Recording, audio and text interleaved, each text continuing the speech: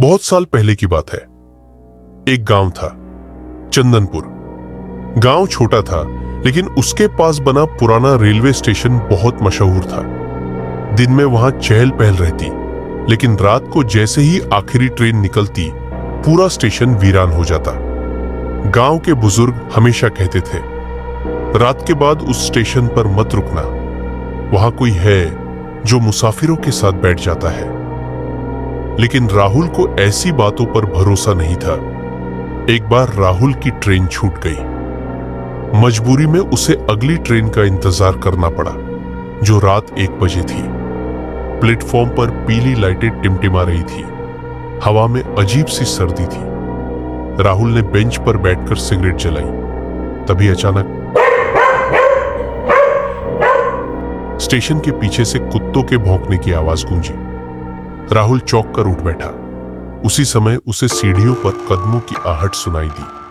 उसने देखा, एक जोकर धीरे धीरे उतर रहा था।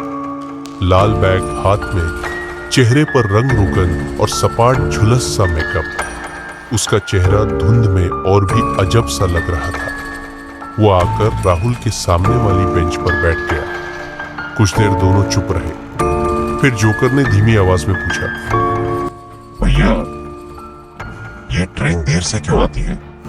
उसकी आवाज अजीब सी, घुमावदार और हल्की सी गूंज वाली थी। राहुल को कुछ गड़बड़ महसूस हुआ, लेकिन बोला, बस थोड़ी देर में आ जाएगी। जोकर हल्का मुस्कुराया। उसकी मुस्कान कांप रही थी, पर वह मुस्कान बिल्कुल मानवीय नहीं थी, जैसे किसी ने कड़ा पेंटेड स्माइल फेस लगाए रखा हो। राहुल बेचैन हो गया। उसने उठकर दूसरी बेंच पर जाकर बैठने की सोची।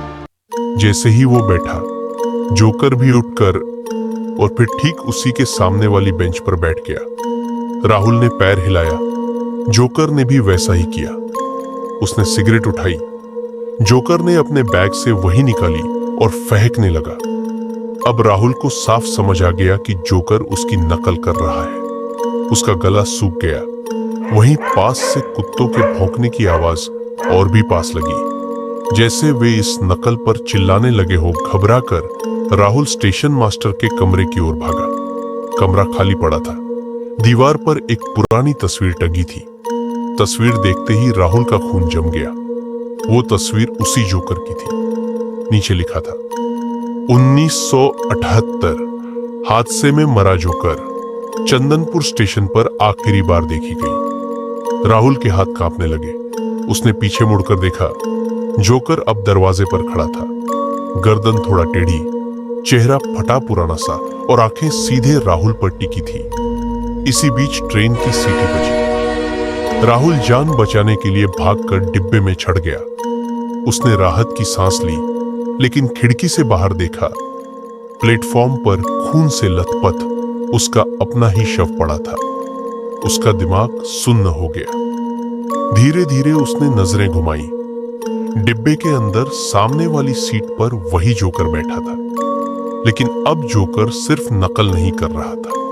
उसने धीरे धीरे अपना चेहरा उठाया और उस पेंटेड स्माइल के पीछे राहुल की झलक सी दिखने लगी। कुछ ही पलों में जोकर का चेहरा बदलकर राहुल जैसा होने लगा, जैसे किसी ने उसकी शक्ल चुरा ली हो।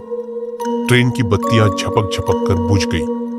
अंधेरे में आखिरी बार लोगों ने सिर्फ इतना सुना, राहुल जैसी 2 आवाजें, एक रुदन, एक ठंडी हंसी और एक सूनी सी खिच खिच। सुबह जब गांव वाले स्टेशन पहुंचे तो ट्रेन खाली खड़ी थी। सिर्फ एक बेंच पर राहुल का बैग पड़ा था और उसके नीचे ताजा खून के निशान। राहुल कभी वापस नहीं आया। गांव वाले कहते हैं, वो रात ऐसा हुआ कि जोकर ने राहुल की पहचान चुरा ली।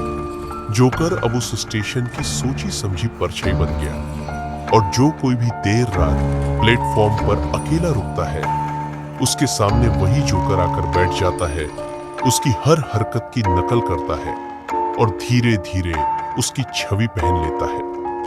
अगर तुम कभी चंदनपुर स्टेशन जैसी कोई जगह पर देर रात अकेले रुको और सामने कोई जोर से हंसते हुए पेंटेड चेहरे वाला व्यक्ति बैठा दिखाई दे, ध्यान रखना, वह बस जोकर नहीं होगा, वह तुम्हारी पहचान चुराने आ सकता है। और अगर उसने तुम्हारी नकल पूरी कर ली तो तुम वापस नहीं आते।